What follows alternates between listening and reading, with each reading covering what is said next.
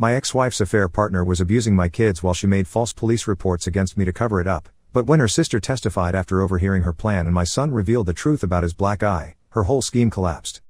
My 34M life has been turned upside down for the past 18 months. My ex-wife Becky, 31F, and I have 2 kids together, Margie, 8F, and Lucas, 6M. We separated about a year ago after what I thought were just normal marriage problems, but now I'm starting to see a much bigger picture. Let me start from the beginning. Becky and I had been married for 10 years. We met in college and things were good for most of our relationship. She worked as a dental hygienist and I'm an electrician. We bought a small house in the suburbs when Margie was born. Life wasn't perfect but it was stable. The first major incident happened in March of last year. Becky had been acting strange for a few weeks, staying late at work, being secretive with her phone, and generally distant. I didn't think much of it at first because we'd been having some financial stress. I was working overtime trying to save up for a vacation we'd been planning. On a Tuesday night, I came home from work around 7 p.m. Becky was making dinner and the kids were playing in the living room. Everything seemed normal. We ate dinner together, watched some TV, and put the kids to bed around 8:30. Becky said she was tired and went to our bedroom early. I stayed up to finish some paperwork for a job I was starting the next day. Around 11 p.m., I went to check on the kids before going to bed myself. Margie and Lucas weren't in their rooms. I searched the entire house, thinking maybe they were hiding somewhere or had fallen asleep in an odd spot. Nothing. I woke up Becky and we both started panicking. We called the police immediately. The police arrived within 20 minutes. They started asking us questions separately, which I understood was standard procedure. I told them exactly what happened, when I last saw the kids, what we did that evening, everything I could remember. The officer who questioned me seemed professional but I could tell he was studying my responses carefully. About an hour later, they found Margie and Lucas walking along the main road about 2 miles from our house. They were both in their pajamas and bare feet. When the police brought them back, Margie immediately ran to Becky and started crying. Lucas just stood there looking confused and scared. The police officer pulled me aside and said the kids were claiming I had told them to leave the house. Margie specifically said I had yelled at them and told them to get out and not come back. I was completely shocked. I had never said anything like that to my children. I would never tell them to leave the house, especially not at night. But here's where things got worse. When they questioned Becky, her story didn't match mine exactly. She said she remembered me being upset about something work-related and that I had gone upstairs around 10 p.m., not 11 p.m. like I said. She also mentioned that she heard raised voices from the kids' room, which I hadn't mentioned because it didn't happen. The police decided to arrest me on suspicion of child endangerment. They handcuffed me in front of my own house while neighbors watched from their windows. I spent 12 hours in a cell before my brother posted bail. Becky picked up the kids and took them to stay with her mother. The next few weeks were horrible. I moved in with my parents because I wasn't allowed back to the house. I had to hire a lawyer with money I didn't have. Child Protective Services opened a case and I had supervised visits with Margie and Lucas twice a week for 2 hours each time. During one of these visits, about 6 weeks after the incident, Margie started acting strange. She kept looking at the CPS worker and then at me. Finally, Lucas started crying and said he was sorry. The CPS worker asked him what he was sorry for. Lucas said Margie had told him they needed to say I kicked them out because Mom said it would help her. Margie got upset and started yelling at Lucas to stop talking. The CPS worker separated them and talked to each child individually. After about an hour, Margie finally admitted she had made up the story. She said Becky had told her that if they said I was mean to them, they could go live somewhere else and not have to deal with me being grumpy all the time. Margie said she didn't really understand what would happen but Becky promised they would still see me sometimes. The charges were dropped and the CPS case was closed. But Becky insisted she had never told Margie to lie. She said Margie must have misunderstood something she said about our marriage problems. I wanted to believe her because we still had to co-parent these kids. We tried marriage counseling for a few months but Becky kept canceling appointments or showing up late. She said her work schedule was too busy. I suggested we switch to a different day or time but she always had some excuse. In September, Becky told me she wanted a divorce. She said we had grown apart and the whole incident with the kids had shown her we weren't good together anymore. I was hurt but I agreed. I thought maybe we could both be happier apart and co-parent peacefully. I found a small apartment across town and put down the deposit and first month's rent. The move cost me about $3,000 between the security deposit, moving truck, and all the new utilities. I had to use most of my savings and put some of it on credit cards. When I told Becky about the moving expenses, I explained that I would be tight on money for the next month but I could catch up on my regular contribution to household expenses by October. She seemed understanding at the time. The second incident happened 3 days after I moved into my apartment. It was a Saturday and I had Margie and Lucas for the weekend. We went to the grocery store to buy food for dinner. Lucas wanted to push the cart and ended up bumping it into a display of soup cans. A few cans fell but nothing was damaged. I helped him clean it up and we continued shopping. Lucas was tired and cranky, which was normal for him when he didn't get his afternoon nap. He asked to ride in the cart, but he was getting too big for it. When I told him he had to walk, he threw a small tantrum right there in the cereal aisle. He sat down on the floor and refused to move.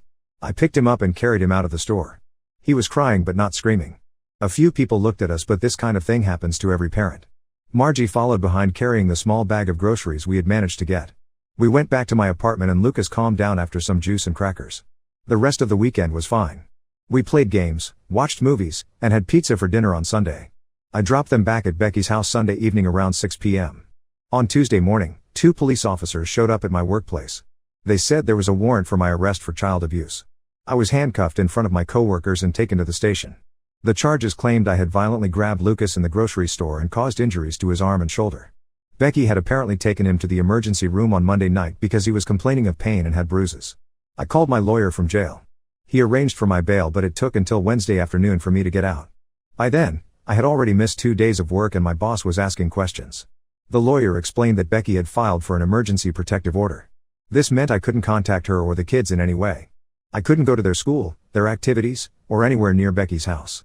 I had been planning to fight this because I knew I hadn't hurt Lucas. But the lawyer explained how expensive it would be and how long the court process might take. I was already behind on bills from the first incident and now I had missed more work.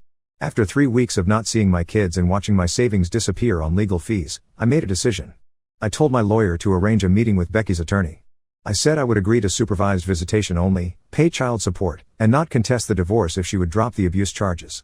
Becky agreed to this arrangement. The protective order was modified to allow supervised visits every other weekend. I would pay $800 a month in child support and she would get the house in primary custody. The criminal charges were dropped because Becky said she didn't want to put the kids through a trial. The prosecutor said they didn't have enough evidence to proceed without her cooperation anyway. I signed all the paperwork in November. I saw Margie and Lucas for 2 hours every other Saturday at a family center with a social worker present. They seemed confused about why I couldn't take them to my apartment or why someone had to watch us play board games. What's bothering me now is that Margie mentioned something during our last visit. She said Lucas had fallen down the stairs at home and hurt his arm. When I asked when this happened, she said it was the day after they came back from my apartment that weekend. Lucas got very quiet when Margie brought this up. He looked scared and changed the subject. The social worker didn't seem to notice anything unusual. I keep thinking about the timing. Lucas was fine when I dropped him off Sunday evening. Becky took him to the ER Monday night. But Margie says he fell down the stairs that Monday. I don't know what to think anymore. Part of me wonders if I'm being paranoid because of everything that's happened. But part of me thinks there might be more to this story than I know. The divorce should be final in January. After that, I'll have regular visitation every other weekend without supervision. I'm hoping things will get back to some kind of normal.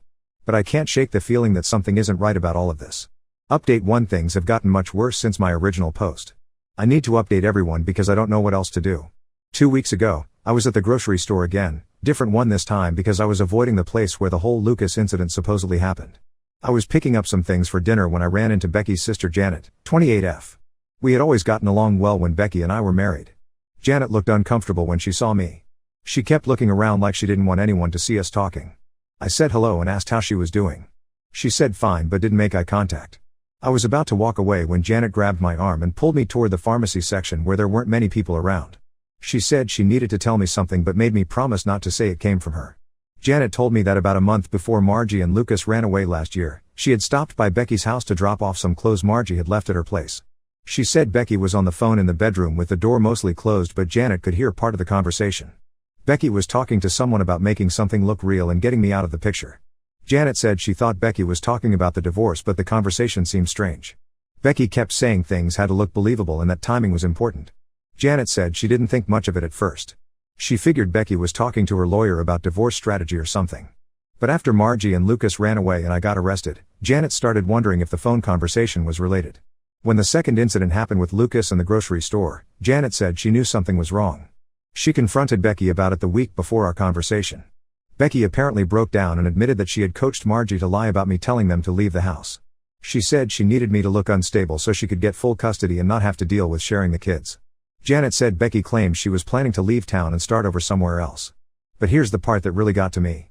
Janet said Becky also admitted that Lucas never got hurt at the grocery store with me. She said Lucas had actually fallen down the stairs at home like Margie mentioned, but Becky decided to blame it on me instead of explaining how he really got hurt. Janet said she was scared to say anything before because Becky threatened to cut her off from seeing Margie and Lucas if she interfered. But she couldn't keep quiet anymore after seeing how the false accusations were affecting everyone. I asked Janet if she would be willing to testify about what Becky told her. She said yes, but she was worried about what would happen to the kids if this all came out in court. I told her I understood, but I needed time to think about what to do with this information. The next day, I called my lawyer and told him what Janet had said. He explained that this could be grounds to reopen the custody case and possibly file charges against Becky for making false reports. But he warned me that it would be expensive and traumatic for the kids. I had been planning to just accept the custody arrangement and try to move on with my life.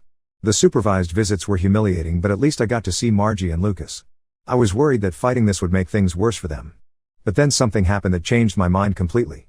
Last Friday, I got a call from Margie and Lucas's school. The principal said Lucas had come to school with a black eye, and when they asked him about it, he said he walked into a door at home. The school nurse examined him and found what looked like finger-shaped bruises on his upper arm. The school called CPS and Becky to report the injuries. Becky told them that Lucas had been clumsy lately and kept falling or running into things. She said she was considering taking him to the doctor to see if there was something wrong with his coordination. CPS decided to investigate. They interviewed Lucas at school and he stuck to the story about walking into a door. But the nurse said the injuries didn't match that explanation. The CPS worker called me because I'm still listed as Lucas's father on all the school paperwork. She asked if I had noticed Lucas being clumsy or having any problems when I saw him during visits. I told her he seemed fine during our supervised time, but we were only together for 2 hours every other weekend. I didn't mention what Janet had told me because I wanted to talk to my lawyer first. But I did ask the CPS worker to document everything carefully because there had been false accusations made against me before. The CPS worker said they were taking the situation seriously and would be monitoring the family closely. She also said that if there were any more incidents, they might need to remove the children from Becky's home temporarily.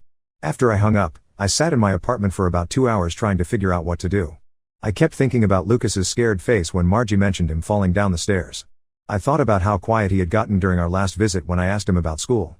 I called Janet and told her about the school incident. She started crying and said she had been worried this would happen. She said Becky had been stressed lately and had mentioned that some guy from work had been coming around the house. Janet didn't know much about him, but she said Becky seemed different when she talked about this person. Janet said she would help me however she could, but she was scared of what Becky might do if she found out. I told her I understood, but I couldn't let Lucas keep getting hurt. I made an appointment with my lawyer for Monday morning. I'm going to tell him everything and ask him to start the process of challenging the custody agreement. I know it's going to be expensive and complicated, but I can't watch my kids suffer because I was afraid to fight back. The supervised visits are supposed to continue until the divorce is final in January. But I'm hoping that with Janet's testimony and the new CPS investigation, I might be able to get the custody arrangement changed before then. I keep thinking about how different my life would be right now if I had known the truth from the beginning. I lost my house, most of my savings, and months of time with my kids because I believed Becky was just trying to protect them. Now I know she was protecting herself and some plan I didn't even know existed. I don't know what's going to happen next, but I can't keep pretending everything is fine when it's not. Update 2: the situation has completely exploded and I don't even know where to begin. Everything I thought I knew about the past 2 years was wrong. 3 weeks ago, my lawyer filed a motion to modify the custody agreement based on Janet's testimony and the new CPS investigation. We also requested that the court order a full investigation into the false accusations Becky had made against me. Becky's lawyer fought back hard. They claimed Janet was lying to help me and that I was trying to manipulate the system. They said I was an unfit father who couldn't accept responsibility for my actions and was now trying to blame Becky for my own problems. The court ordered a guardian ad litem to be appointed for Margie and Lucas. This is a lawyer who represents the children's interests separately from either parent. The guardian was supposed to interview both kids, review all the CPS records, and make recommendations about custody. During this time, I was still only seeing the kids during supervised visits every other weekend. But Margie started acting strange during our second visit after the court filing. She kept asking me if I was mad at her mom and if she and Lucas were going to have to choose where to live. I tried to explain that I just wanted what was best for them and that sometimes grown-ups have to go to court to figure out complicated things. But Margie seemed scared and kept asking if she had gotten her mom in trouble by talking about Lucas falling down the stairs. This broke my heart because I realized Margie was carrying guilt about something that wasn't her fault. I told her she had done nothing wrong and that she should always tell the truth about what happens at home. The guardian ad litem met with Margie and Lucas separately the following week. I wasn't allowed to know what they talked about, but my lawyer said the guardian would include their statements in the final report. 2 weeks ago, I got a call that changed everything. It was from a man named Robbie, 35M, who said he needed to talk to me about Becky. He said he had gotten my number from Janet and that it was urgent. Robbie asked if we could meet somewhere private. I was suspicious, but Janet had given him my number, so I agreed to meet him at a coffee shop near my work. When Robbie showed up, he looked nervous and kept checking his phone. He told me he had been seeing Becky for about 8 months. He said Becky had told him that I was abusive and that she was going through a difficult divorce because I was fighting her on everything. Robbie said Becky had shown him court documents about the protective order and told him I had hurt Lucas. He said he felt sorry for her and had been helping her with money and emotional support during what she called the worst time of her life. But Robbie said some things had been bothering him lately. Becky had been asking him for more and more money, always with some emergency excuse. She also kept canceling plans at the last minute and wouldn't let him come to her house when the kids were there. The week before our meeting, Robbie said he had driven by Becky's house to drop off some groceries she had asked for. He saw a different man's car in the driveway and decided to wait to see who it was. Robbie said he watched this other man leave the house around midnight. The man was clearly comfortable there and had his own key. Robbie confronted Becky about it the next day. Becky admitted she had been seeing this other guy too. His name was Mark, 40M, and she said he was just a friend who helped her with household repairs. But Robbie didn't believe her because of the way the man had acted like he lived there. Robbie said he started putting pieces together and realized Becky might have been lying about other things too. He asked her directly if the stories about me being abusive were true. Becky broke down and admitted that she had exaggerated some things. She said I wasn't actually abusive but I was a bad husband and she needed to make sure she got full custody.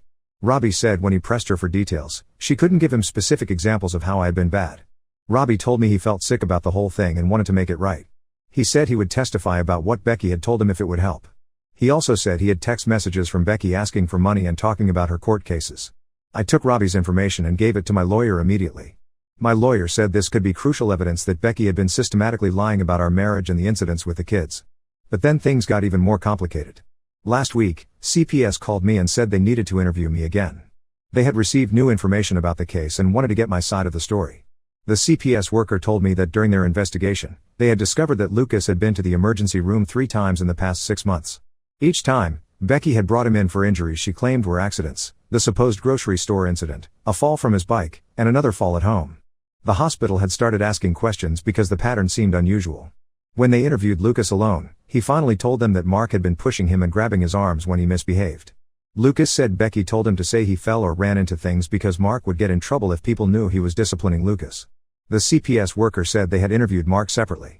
He admitted to pushing Lucas but claimed Becky had given him permission to discipline the kids. Mark said Becky told him that Lucas had behavioral problems and sometimes needed firm handling. Mark also revealed that he had been living at Becky's house for about 4 months, not just visiting like she had told Robbie. He said Becky had told him that I was dangerous and that he needed to protect her and the kids from me. But when CPS showed Mark the court documents about the false accusations, he realized he had been manipulated too. Mark said Becky had told him completely different stories about what happened during our marriage and the incidents that led to my arrests.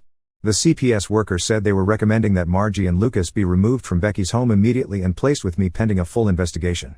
They were also referring the case to the district attorney for possible charges against Becky for filing false reports and child endangerment. Yesterday, I got emergency custody of Margie and Lucas. They came to my apartment with 2 small bags of clothes and looked completely confused about what was happening.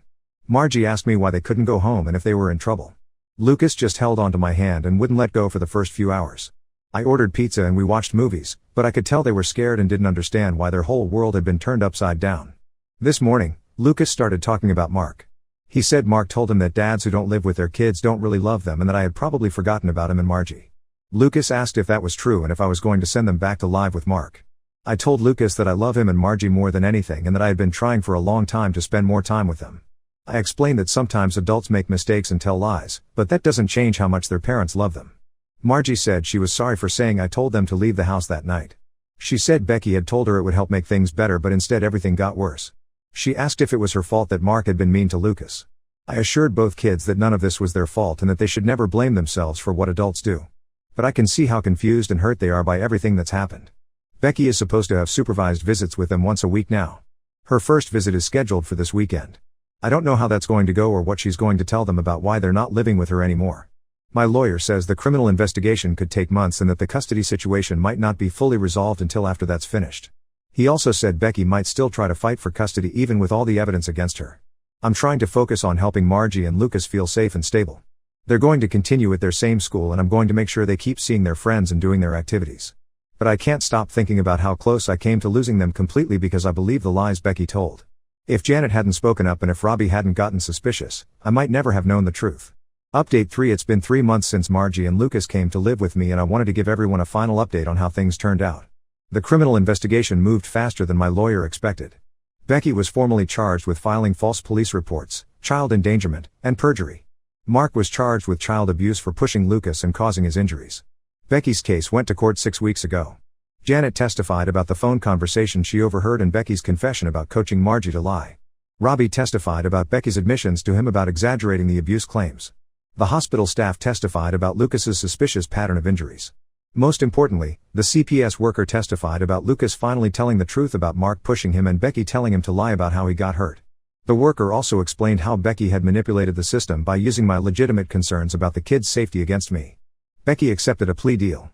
She got 18 months probation, 200 hours of community service, and had to pay restitution for my legal fees and lost wages.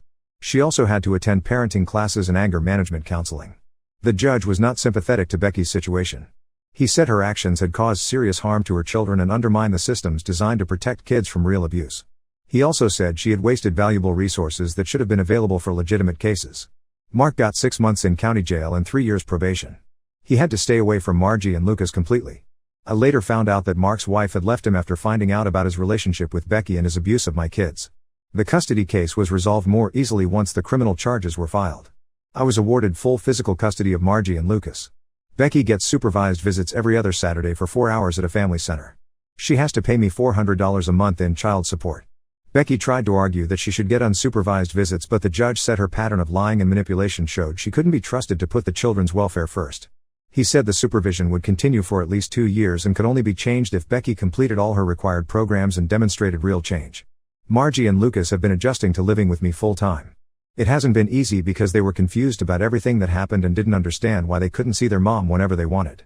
Margie had the hardest time at first. She kept asking if she was the reason her mom got in trouble and if she should have kept the secrets like Becky told her to. I explained that telling the truth is always the right thing to do and that she helped protect her brother by speaking up. Lucas took longer to trust me completely. He had been told by both Becky and Mark that I didn't really want him around and that I would probably send him away. It took weeks of consistent routines and reassurance before he started believing that he was staying with me permanently. Both kids started meeting with a counselor who specializes in children who have been through family trauma. The counselor has helped them understand that the problems between Becky and me were not their fault and that it's normal to feel confused and sad about big changes. Becky's first few supervised visits were difficult. She kept telling Margie and Lucas that she was working hard to get them back home and that this living situation was just temporary. The supervisor had to remind her several times that she needed to focus on the present instead of making promises about the future. After about 6 visits, Becky seemed to accept the new reality. She started using the time to play games with the kids and ask about their school and activities instead of talking about the court case or when they might live with her again. Margie told me after one visit that Becky had apologized for lying and said she made bad choices because she was scared and confused. Margie said she forgave her mom but that she liked living with me because she didn't have to worry about anyone getting hurt. Lucas still gets nervous before visits with Becky, but he's started looking forward to seeing her again. He asked me once if Becky still loved him even though she let Mark be mean to him. I told him that parents can love their children and still make mistakes, but that my job now is to make sure he and Margie are safe. The financial impact of this whole situation was enormous. Between legal fees, lost wages from missing work, and the costs of setting up my apartment for 2 kids, I spent about $15,000 over 2 years. The restitution from Becky will cover about half of that, but it's being paid in small monthly amounts. I had to get a different car because my truck wasn't practical for driving kids around regularly. I also had to find a bigger apartment since Margie and Lucas needed their own bedrooms. These changes stretched my budget tight, but I'm managing. Work has been supportive throughout this process. My supervisor understood why I needed time off for court dates and meetings with lawyers and social workers. Several of my coworkers have kids and they helped me figure out things like school pickup schedules and after-school care. Margie is doing well in school and has made some new friends in our neighborhood. She joined a soccer team and seems to enjoy having a regular routine. She still asks about living with Becky sometimes, but she doesn't seem anxious about it anymore. Lucas had more trouble adjusting to school after everything that happened. His teacher noticed he was having difficulty concentrating and was more aggressive with other kids. The school counselor worked with him and the situation improved after a few weeks. I've learned to handle typical parenting challenges that I missed out on during those months of supervised visits. Things like homework battles, bedtime negotiations, and sibling arguments are frustrating but also remind me how much normal family life I lost because of Becky's lies. Looking back, I wish I had trusted my instincts more from the beginning. There were signs that Becky's stories didn't add up, but I wanted to believe her because I thought it was better for the kids if we could work things out peacefully. Instead, my willingness to avoid conflict made things worse for everyone. I also learned how easy it is for someone to manipulate systems that are designed to protect families. Becky knew exactly what to say to make me look dangerous and herself look like a victim. If she hadn't gotten greedy and involved Mark in her lies, she might have succeeded completely. Janet has stayed in touch and sees Margie and Lucas regularly. She feels guilty about not speaking up sooner, but I don't blame her. Becky had convinced everyone around her that I was the problem, and Janet was scared of losing access to her niece and nephew. Robbie disappeared after testifying and I never heard from him again. I think he was embarrassed about being fooled by Becky and probably wanted to move on from the whole situation. The divorce was finalized during all this legal chaos. I kept the retirement accounts and Becky got the house, which she had to sell to pay her legal fees. She moved into a small apartment across town. Margie and Lucas will probably have to deal with questions about their family situation for years to come. I've tried to give them age-appropriate explanations about what happened without making Becky look like a villain. But they deserve to know the truth about why their lives changed so dramatically. This whole experience taught me that people can be capable of much worse things than you think, even people you've known for years. Becky wasn't evil, but she was selfish and desperate enough to hurt our children to get what she wanted. I'm focused now on giving Margie and Lucas a stable, honest home where they don't have to worry about being used as pawns in adult conflicts. They've been through enough chaos and they deserve better. Now let's move to the next story. Story 2. My wife abandoned our family for her CrossFit instructor, and when that failed she tried dating my employee by lying about being in an open marriage. I, 42M, never thought I'd be writing this kind of post, but I need to get this off my chest. I'm a veterinarian and have been married to Sandy, 38F, for 15 years. We have 3 amazing kids, Tom, 14M, Emma, 12F, and Jake, 9M. I worked hard to build my practice from scratch, starting right after vet school with just a small loan from my parents and a lot of determination. Sandy and I met in college. She was studying business but dropped out in her final year when we got married. Her parents weren't happy about that decision, but Sandy insisted she wanted to be a stay-at-home mom. I supported her choice, even though it meant working extra hours to make ends meet while building my practice. The early years were tough. We lived in a tiny apartment above my first clinic, and Sandy helped with the bookkeeping while taking care of Tom, who was just a baby then. When Emma came along 2 years later, we were doing better. By the time Jake was born, my practice was established enough that we could buy a decent house in a good school district. Looking back, the signs were there. About 8 months ago, Sandy started complaining about being bored at home. The kids were all in school full-time now, and she said she needed something for herself. She'd gained some weight after Jake and never really lost it, so when she talked about joining CrossFit, I supported her completely. I even hired an evening receptionist at the clinic so I could be home more when she wanted to attend classes. Sandy threw herself into CrossFit with an intensity I'd never seen from her before. Within weeks, she'd bought an entire new workout wardrobe, started following a strict diet, and was constantly on her phone looking at fitness influencers on social media. She'd wake up at 5 a.m. for morning classes, then go back for evening sessions. When I questioned whether twice daily workouts might be too much, she said she was training for a competition. I believed her. The truth came out last week, and it came from the last person I expected. Tom's soccer coach, Mike, called me into his office after practice. Mike's been coaching Tom for 3 years, and he's an amazing mentor to the kids. He looked sick as he explained that his brother Brian, who happens to be Sandy's CrossFit instructor, had confessed to having an affair with her. Brian felt guilty because he knew our family. He'd been to our BBQs, attended the kids' birthday parties, and even helped us move into our new house last year. According to Mike, the affair had been going on for 6 months. Sandy and Brian would meet before morning classes, supposedly for personal training sessions. They'd meet again during the day when the kids were at school, and sometimes after evening classes too. Those weekend competitions Sandy said she was attending? They were actually romantic getaways with Brian to nearby cities.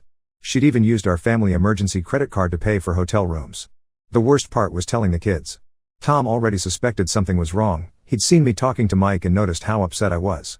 Emma, my smart girl, had already figured it out. She'd seen Sandy and Brian together at the mall 2 weeks ago, holding hands when they thought nobody was watching. Jake, my youngest, just broke down crying, asking if mommy didn't love us anymore. That moment broke my heart. When I confronted Sandy, she didn't even try to deny it. Instead, she went on the offensive. She said she felt trapped in our marriage, that being a stay-at-home mom had killed her spirit. She blamed me for working long hours, saying she was lonely and Brian made her feel alive again. Then she dropped another bomb. She'd been thinking about leaving me for Brian, had even looked at apartments in his neighborhood. Our families got involved almost immediately. My parents were furious. They'd helped us buy our first house, and Sandy had lived with them for months when I was finishing vet school. They'd treated her like a daughter, helped her study when she briefly talked about finishing her degree, and babysat the kids countless times so we could have date nights. Sandy's parents, surprisingly, took my side. They revealed that Sandy had always been impulsive and selfish. She'd almost been expelled from college for having an inappropriate relationship with a professor, but they'd managed to keep it quiet. The kids' reactions have been devastating. Tom, who used to eat, sleep, and breathe soccer, now refuses to go to practice. He won't even look at his uniform. Emma, my social butterfly, has become withdrawn. She deleted all pictures with Sandy from her phone and took down their mother-daughter photos from her bedroom wall. Jake started having nightmares and wet his bed twice this week, something he hasn't done since he was 4. Sandy keeps trying to explain herself to the kids, but they want nothing to do with her. She tried to pick them up from school yesterday, but Tom saw her car and walked in the opposite direction. Emma pretended not to hear when Sandy called out to her. Jake hid behind his teacher until Sandy left. I'm sleeping in the guest room while we figure things out. Sandy acts like this is all a minor bump in the road that we can smooth over. She's already talking about marriage counseling and family therapy, like we can just fix everything with a few sessions. She doesn't understand that our kids have lost all respect for her. How do you come back from betraying not just your spouse, but your entire family? The CrossFit gym drama has spread through our small town like wildfire. Sandy quit the gym after another member confronted her, but now she's complaining that she has nowhere to work out. Brian apparently still teaches there, acting like nothing happened. Mike is caught in the middle. He's an amazing coach and the kids love him, but now everything is awkward. He offered to find Tom another soccer team, but I don't want my son to lose his friends and teammates because of his mother's choices. I've barely slept since finding out. My vet practice is suffering because I can't focus. Yesterday, I almost prescribed the wrong medication to a cat because my mind was elsewhere. The kids need me more than ever, but I'm struggling to keep it together. Sandy keeps saying we need to talk about our future, but right now, I can't even look at her without feeling sick. The woman who was supposed to be my life partner, who I supported through everything, who I thought would always put our family first, has destroyed everything we built together. Update 1: Things have taken several wild turns since my last post. Sandy moved out yesterday, packing 3 suitcases of clothes and her precious fitness equipment. She claims she needs space to find herself and focus on her spiritual journey. The real kicker? She left the kids with me because, in her words, she can't focus on self-discovery while being tied down with parental responsibilities. The woman who once said being a mother was her greatest joy just walked away from her children like they were houseplants she didn't want to water anymore. The past 2 weeks leading up to this have been absolute chaos. After my last post, Sandy went through multiple phases of trying to justify her affair. First, she blamed my long work hours at the clinic. When I reminded her that I'd hired evening help specifically so I could be home more, she switched tactics. She claimed I was emotionally unavailable because I cared more about sick animals than her feelings. The irony of her complaining about my dedication to saving lives while she was busy destroying our family wasn't lost on me. Then came the financial demands. Sandy wanted me to pay for an apartment for her, claiming she deserved it after supporting my career for 15 years. She conveniently forgot that I'd been the sole breadwinner while she enjoyed full financial freedom. When I refused, she threatened to go after my practice in the divorce. My lawyer quickly shut that down. The situation with Brian took an interesting turn 3 days ago. When Sandy suggested leaving me for him and moving in together, he apparently panicked. Turns out Sandy wasn't so special after all. Brian had been juggling affairs with 2 other married women from the gym. One was the wife of a local business owner, and another was a school teacher. Sandy was just another conquest in his pattern of targeting bored housewives. Sandy showed up at our house at midnight that night, mascara running down her face, crying about how Brian had used her. She wanted to talk about her feelings and process her pain. I shut the door in her face. The kids heard her crying on the porch but didn't even get out of bed to check what was happening. That says everything about how they feel about their mother now. Surprisingly, my vet practice is actually doing better. I've thrown myself into work, and the clients seem to appreciate my increased focus and longer hours. The kids spend their afternoons at the clinic with me after school, which has turned into an unexpected blessing. Emma helps organize files and charm the clients with her natural friendliness. Tom's become interested in the medical side of things, watching surgeries and asking questions about different procedures. He's even talking about becoming a vet himself now. Jake spends his time playing with the recovering animals, and his nightmares have decreased since he started this routine. Sandy's parents reached out again, this time with more revelations about her past. Apparently, this isn't the first time Sandy's done something like this. In college, she had an affair with her married economics professor. The professor's wife found out and threatened to expose everything. Sandy's parents had to use their connections to keep her from getting expelled. They thought she'd grown up after meeting me, but clearly the pattern just went dormant. The CrossFit gym drama has exploded into a full-town scandal. Mike finally fired Brian after 2 more women's husbands came forward with complaints. Brian didn't take the firing well. He retaliated by posting a long rant on social media, detailing all his gym affairs and naming names. Sandy was mortified when her name appeared in his post, along with details about their hotel meetups and her plans to leave me for him. She's been hiding at her friend Lisa's house, too embarrassed to show her face in town. The kids are actually adjusting better than I expected to Sandy's absence. We've established a new routine that's working well for all of us. I hired a part-time assistant at the clinic so I can be home for dinner every night. We cook together, well, we try to. Last night we burned a lasagna so badly we had to order pizza, but we laughed about it. We play board games, help with homework, and actually talk more than we did when Sandy was here. Tom's even started joining me for morning runs, something Sandy always said he was too young for. Yesterday, Lisa called, saying Sandy's severely depressed and needs to see the kids. She's apparently crying herself to sleep and talking about how she made the biggest mistake of her life. When I asked the kids if they wanted to see their mom, their responses were telling. Tom said he doesn't want a mom who abandons her family for a gym instructor. Emma, who used to idolize Sandy, asked me if Sandy would have taken them with her if Brian had wanted a ready-made family. Jake just buried his face in his video game and pretended not to hear. Lisa tried to make me feel guilty, saying the kids will regret not seeing their mother during this difficult time. But I'm done managing Sandy's relationship with our children. She's their mother. If she wants to maintain a relationship with them, she needs to put in the effort herself. So far, all she's done is send them texts about how much she misses them and how hard this is for her. Classic Sandy, making everything about her feelings while ignoring the pain she's caused others. Update 2: Sandy wants to come back. Her self-discovery journey hit a brick wall when she ran out of money and Lisa finally kicked her out.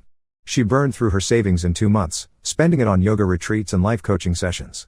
Now she's staying with her sister and realizing that starting over at 38 isn't as glamorous as she imagined. The last 2 months have been surprisingly good for me and the kids. The clinic is thriving. I even hired another vet, Mark, to help with the workload. He's great with the animals and the kids like him. Tom's soccer team made it to state finals, and even though Mike isn't coaching anymore, Tom's playing better than ever. Emma joined the school newspaper and wrote an article about animal adoption that made me proud. We held an adoption event at the clinic based on her ideas, and all 12 rescue pets found homes. Jake's nightmares have stopped completely, and he's back to being his cheerful self. I got a heads up from Sandy's sister that she was planning to visit us. According to her sister, Sandy spent a week rehearsing what she'd say.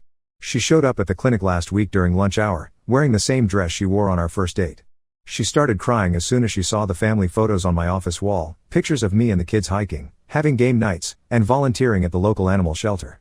She said it wasn't fair that we were happier without her. The kids' reaction to her surprise visit was eye-opening. Tom walked out as soon as he saw her car in the parking lot. He texted me that he was going to study at a friend's house and wouldn't be back until she left. Emma stayed but refused to speak, just sat at the reception desk doing homework and glaring at her mom. When Sandy tried to hug her, Emma flinched away like Sandy was a stranger. Jake hid behind our receptionist's desk until Sandy left, then asked me if this meant he had to go live with her sometimes. Sandy's life is apparently falling apart. She lost her job as a yoga studio receptionist because she kept missing shifts. She tried to start a fitness Instagram account, but it went nowhere. Brian blocked her on all platforms after she kept making new accounts to message him. Her parents refused to lend her more money, saying they won't enable her midlife crisis anymore. I filed for divorce last month. My lawyer said it's pretty straightforward since Sandy left voluntarily and hasn't contributed financially in years. When Sandy got the papers, she showed up at our house unannounced. She'd clearly been drinking. She started crying about how much she regrets everything, saying she's changed and deserves another chance. She mentioned she enrolled in community college courses to finish her business degree, claiming she wants to become a better role model for the kids. The kids watched this scene from upstairs. Later, Emma asked me why people say you should always forgive family. She said Sandy might be her mother, but that doesn't mean she deserves forgiveness just because they share DNA. Tom overheard and added that some mistakes are too big to fix. These kids are wiser than their years. Sandy's latest attempt to show she's changed was to start a mom blog about redemption and second chances. She actually had the nerve to write about our situation, painting herself as a misunderstood woman who made one mistake. She took it down after our lawyer contacted her, but not before several local parents recognized the story and shared it in community Facebook groups. Her sister told me that Sandy cries every time she sees our old family photos. She keeps talking about all the things she took for granted: Sunday morning pancake breakfasts, helping with homework, family movie nights. But as Tom said when I mentioned this to him, missing something isn't the same as deserving to have it back. The kids have made their feelings clear. They're not angry anymore, just indifferent. That seems to hurt Sandy more than their anger did. Update 3: Sandy managed to sink even lower than I thought possible. She started dating Mark, the new vet I hired at my clinic. I had no idea they were seeing each other until Mark himself came to my office to tell me. Turns out Sandy had approached him in the clinic parking lot one evening, claiming we were in an open marriage and I was totally fine with her dating other people. She told him we were working things out and this was part of our healing process. Mark, being a decent guy, wanted to verify this with me before things got serious. I fired Mark immediately. It wasn't just about him dating Sandy, he'd also been neglecting his duties at the clinic, taking long lunches that coincided with Sandy's visits to nearby cafes. Several clients had complained about delayed appointments. When I checked the security cameras, I found Sandy had been hanging around the clinic parking lot for weeks, watching our comings and goings. I got a restraining order against Sandy. She's not allowed near the clinic or our house anymore. The judge was particularly concerned about her pattern of stalking behavior and manipulation. Sandy tried to fight it, claiming she had a right to see her children, but her own social media posts about watching us through the clinic windows worked against her. The kids have finally blocked her number. They got fed up after she kept sending manipulative texts trying to guilt them into meeting her. She'd tell Tom she was sick and needed him. She'd promise Emma expensive gifts. She'd try to make Jake feel bad by saying she cried herself to sleep missing him. Tom was the first to block her, telling me he was tired of her using his emotions as a weapon. Emma and Jake followed suit after Sandy tried to contact them through their school. Tom told her he's changing his last name to mine. He'd been using both our surnames since birth. When Sandy found out, she posted a long rant on Facebook about children betraying their mothers. Emma saw it and responded by returning all the jewelry Sandy had given her over the years. She left it in a box on her aunt's porch with a note saying she doesn't want anything from someone who abandoned her family. Jake doesn't even ask about her anymore. Last week, he had to draw his family tree for school and only included me and his siblings. The divorce is final.